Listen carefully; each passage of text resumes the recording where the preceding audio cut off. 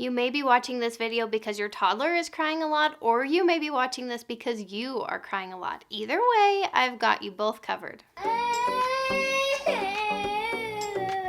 Hey you guys, I'm Cassie from Custom Built Parenthood. I encourage and educate people to be happier, more effective parents. If you want to get more encouragement and information on how you can be the best parent you can be, I would love for you to subscribe to my channel and hit that bell so that you'll know about all of my new videos. So, parenting toddlers without tears. Too many times we as parents get so desperate to just make it stop that we end up compromising and giving in instead of teaching our toddler important lessons that they need to learn. Or we're failing to see the reason behind the tears and might think that our toddler is just a big baby. By the way, still they're technically a baby. Today, I'm hoping to convince you that there's never a time that your toddler is crying for no reason, just like there's never a time that you're crying for no reason. It might feel like that sometimes, but there's always an underlying issue that's worth addressing. So today we'll be talking about why your toddler is crying and what we can do to help the situation. Stick around till the end for some suggestions if your toddler seems to be bringing out the tears in you. So first, let's figure out why your toddler is crying. If we feel like our toddler is crying all the time, it might be helpful to think through typical scenarios that bring out the tears and find some solutions. When a toddler cries, they're usually telling you something. They're always telling you something. Since day one of their existence being born, crying has been the one way for them to get their needs met. So there will still be plenty of times when those tears are an indication of a need. They could be overtired, never feeling quite rested. They could be overscheduled and needing more quiet time built into their routine. They could be hungry, feeling sick, or needing more one-on-one time with you. I would start by making sure that all of these basic needs are met and then move on to how your responses might be able to curb their crying. So when talking about our responses, first recognize that our toddler's crying is perfectly normal and a healthy way for them to express sadness or frustration. We should always allow and acknowledge any feelings that our toddler has, especially the negative ones. So the main point I'm going to make today is that oftentimes we as parents are unintentionally causing tears in our toddler because we don't understand what they want or need. So here's my thing. I think parenting in general is all about finding win-win solutions. We want to find systems, routines, and approaches that help us and our toddler be happy. So realize that it's not healthy or ideal for the whole world to revolve around your toddler, but it's also not okay for us as parents to disrespect our toddler and be disrespectful to them and where they're at. We should be trying to accommodate our toddler and taking every chance we can to include them and teach them and enjoy spending time with them. We all want a happy, healthy relationship with our kids, and right now with your toddler, you're building that foundation by how you're treating them. Bottom line is that you're watching this video hoping to reduce the crying, right? Life isn't pleasant with a toddler who's crying all the time. I totally know. I have a toddler right now. So let's turn things around and help our toddler feel validated, empowered, and loved so that they don't feel the need to cry so much. The times that seem to commonly bring out the tears around my house are when my toddler feels left out. That's the first thing we're going to talk about. Times when my toddler wants independence. That's the second thing. And then thirdly, when my toddler feels like the boundary is not something that they're wanting, so they're not happy with the boundary that I've set. As I talk about each of these three scenarios along with their solution, just try to put yourself in your toddler's shoes and look for ways that you can be more accommodating to their development and what they're going through.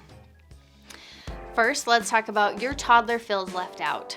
In my current experience, a common time my toddler is crying is when I'm walking away from him. We're either leaving a room or we finished with something and I'm moving on, and he feels like he's being left behind. So you can imagine how sad it makes our toddlers feeling that they're being left behind. In this situation, all I have to do is stop walking, hold out my hand, and look at him in the face and say, "Want to come with me?" This works just about every time to cheer him up and encourage him to just take my hand and come along with me. If you're finding that your toddler is wanting to be carried all the time, I do have a whole video talking about that up here. Check that out. Another scenario of my toddler feeling left out is when he wants to do something that I'm doing. Again, a simple question is all that it usually takes for him to stop crying. All I say is, "Wanna help me?" These words are magic around here to shut off the waterworks, and after saying this, all I do is take action to put him in a position where he can help me. So cooking dinner is a classic example of this. We've all been there. It's dinner time and your toddler just ends up crying on the floor for those 20 minutes or however long it takes, and that really drains you so bad. So let's just say it's time for me to get dinner on the table, and so I'm go in the kitchen and kind of get started cooking, prepping, whatever. My toddler is stuck crying at ground level, right? They're little, so they're stuck there at the floor level while all the excitement is up on the countertop. So there are two options for the scenario. Option number one, bridge that gap by either working on the floor with your toddler or provide a stool for your toddler to be up with you. A lot of times they're just happy to be able to watch. They don't even have to help you. They're just wanting to watch. I've also been known to sit on the floor with my toddler, both of us peeling potatoes into a bowl or doing some of those things that are totally easy to do on the floor. Option number two, because let's face it, we don't always have enough time or patience to have a little helper. So all I'm gonna suggest is to take 1 extra minute to get your toddler busy with something on the floor next to you. A bowl of water with some measuring spoons, an ice cube with a spoon, some Play-Doh and a butter knife, I don't know, just whatever you have around your house, in your kitchen, get them busy. You may not be wanting to make this effort up front. You might just be feeling so rushed and stressed and I don't want to have to deal with entertaining them. All you're doing is setting something up. Take 30 seconds, maybe 60 seconds, and realize that this effort up front and maybe a little bit of effort with the mess afterwards is totally worth it compared to hearing your toddler cry for the whole next half hour. You might find that this alternative really is a win-win, so give it a try. Second possible reason for tears is your toddler wants independence. This one is huge, the biggest one by far. There are so many times in a day that my poor toddler is crying because people are taking over everything. He might be right in the middle of something and someone feels the need to help him without asking permission. He might know exactly what he's wanting to get a hold of and someone snatches it right as he's about to get it. Or he might just want a chance to struggle with this can of peaches because who knows, he just might be strong enough to get it open this time. I've been talking about our toddler's desire for independence a lot lately because it really is the most prevalent thing happening in their development right now. The bottom line is that it's crucial to give your toddler as much independence as possible within the boundaries that you've set. So when your toddler is about to burst into tears over something concerning independence, ask yourself these two questions. Is it going to hurt anyone? And what boundary do I need to set? So that first question is pretty straightforward. We as parents are absolutely responsible for keeping everyone safe. So if anyone's choices are compromising this, it's our job to step in and set a very clear boundary. When it comes to boundaries though, it can be a little tricky to figure out the right approach. All I can say is don't get too caught up in finding the perfect boundary. Just start doing it, and lucky for you, you'll get a million chances to try again. So first, let's talk about when safety is a concern. Here are 2 examples when yes is the answer to our first question. So first scenario, your toddler wants to hold your sharp knife to help cut apples. Is it going to hurt anyone? Yes. So then ask yourself, what boundary do I need to set? First, whenever we're talking about boundaries, we'll want to use our ABCs. You can check out my tantrums video up here to dive deeper into this principle. But first you acknowledge you really want to cut apples with me. Boundary, sharp knives aren't for toddlers. Choice, would you like to cut with this butter knife or get down and play? Notice that I control one of these choices, so if my toddler throws a tantrum, I can simply just put him on the floor and encourage him to go play. This is a perfect time to remind yourself that your toddler's tears aren't a bad thing. It won't deter us from staying firm in the boundary. We made an effort to help our toddler be happy, and ultimately now it's their choice, and that tantrum can totally be ignored. Another scenario could be that your toddler is chasing their brother around with the broom. Totally hypothetical since that's never happened around here. First ask yourself, is it going to hurt anyone? Yes, it might hurt someone. Next, what boundary do I need to set? Grab your ABCs from your tool belt and say something like, you really want to use the broom. Brooms are for sweeping. Would you like to put it away or have me help you? Another option for this choice could be, would you like to use it properly or put it away? The choice you give your toddler is totally up to you, and it really just depends on where you're at as the parent. So if you're at your wit's end, give them that first choice so that you know either way the broom is being put away. If you have a little more patience and your floor could use a good sweeping, take this opportunity to show your toddler how to sweep properly. Totally up to you. Now I do have to make a quick side note. These moments when your kids are chasing each other around the house or everyone's screaming, they can really make us feel very out of control. And it's really easy for us to get hijacked in that moment and totally snap. I do have a video on basically how to avoid yelling, how to avoid blowing up at your kids. So you can check that out up here. There are some tips for if you find yourself in that situation, if you're just gonna totally lose it. Have a few coping techniques so that you avoid that. Now let's talk about times when safety isn't a concern. These are the times for us as parents to consciously let our toddler struggle or even fail.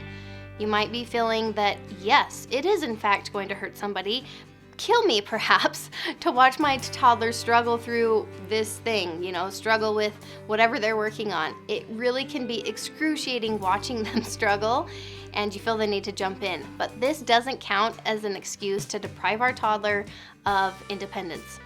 The simplest solution in a lot of these cases is to just walk away and give them some space. This is, of course, assuming that your toddler isn't in distress or genuinely needing help. Then, of course, you give them a hand.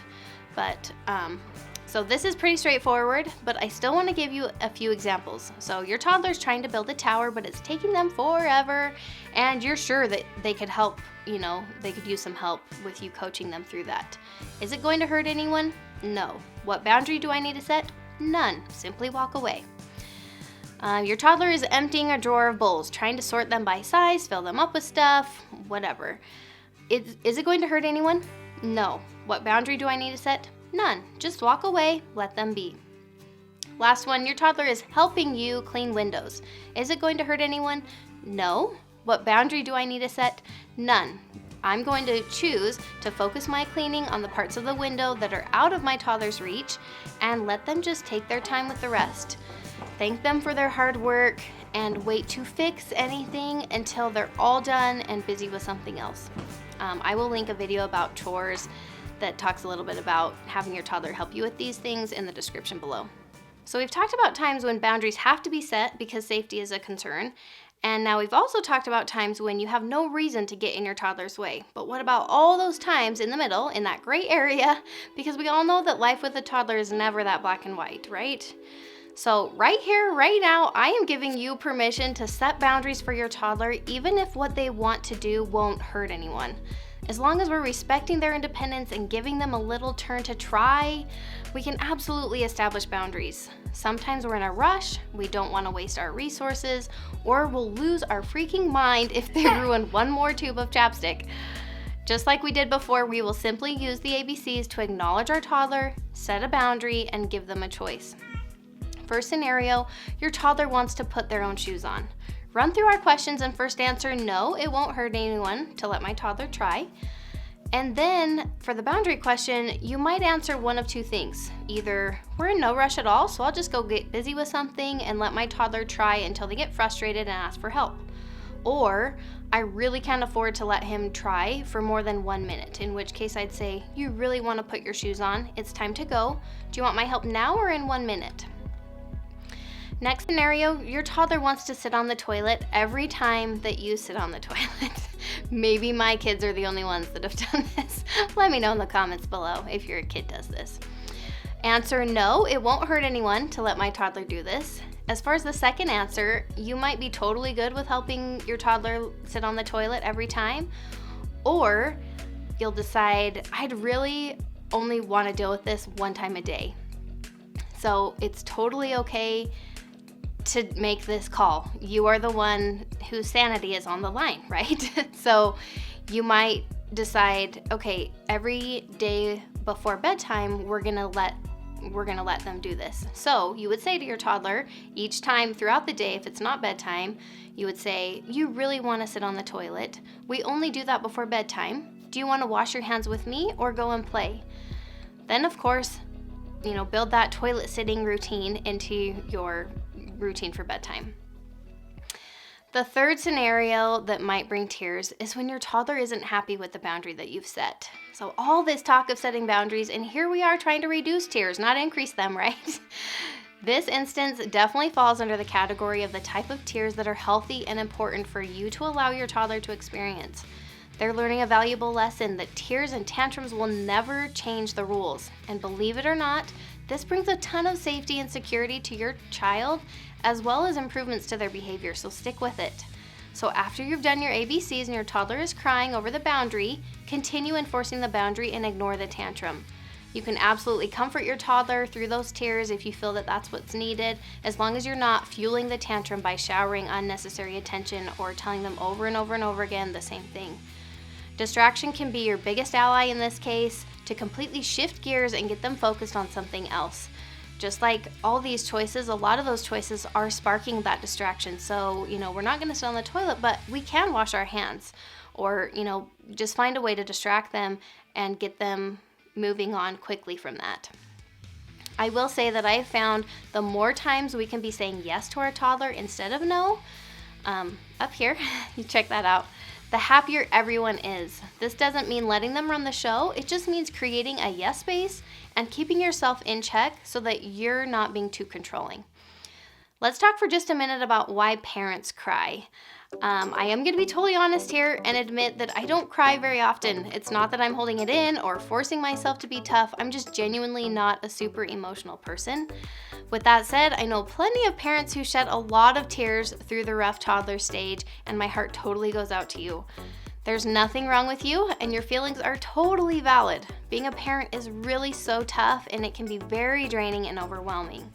So let's approach this in a constructive way. The goal isn't necessarily to cry less, but to actually feel more happy and stable, which should naturally result in fewer tears. I recommend going through this list of questions to isolate where the problem is. Is there a behavior in your child that you're really struggling with or feeling like a failure about? If so, check this video out. It can be very helpful. Are you totally burnt out and needing more breaks? Take a close look at your routine and make sure you've built those into your daily routine. I will say you can absolutely get breaks even without leaving the house. That's a whole topic for another day, I guess, but reach out to people, whether that's a spouse, a parent, a sibling, a friend, a neighbor, who might be able to kind of share the load. Next question, are you feeling overwhelmed? If so, try to identify what about life feels so overwhelming right now and make a few adjustments. A lot of our time spent throughout the day is on things that we feel like we have to do, but it's actually a choice. If you have stresses around meals or messes or other household chores, all of those can definitely be approached in a different way. And again, I guess that's a whole nother topic for another day that maybe we could talk about. Are you and or your toddler not getting adequate sleep? You guys knew I had to throw this one in, right? You know this by now, sleep is a big deal. So if so, start making it a top priority. Are you feeling depressed or losing yourself in parenthood? If so, try to find something you're excited about and something that would sound fun to you. You may have to be creative and dig deep to figure out what is suitable for this current stage of life, but just take a little bit of time each day for that thing and you will find a lot more happiness and fulfillment.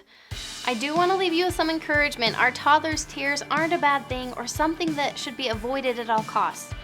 All we want is for our toddler to feel happy and for us to feel happy. We want to accommodate everyone's needs and find those win-win solutions. Just remember, tears should never deter us from teaching our toddler or holding the boundary. We just want what's best for them, don't we? So let's help our toddler be as happy as they can be, because let's be honest, our life is much more pleasant with a happy toddler. If you enjoyed this video, go ahead and give it a thumbs up. It's a great compliment letting me know that you enjoyed this content. I've really enjoyed hanging out with you guys, and we'll see you next time.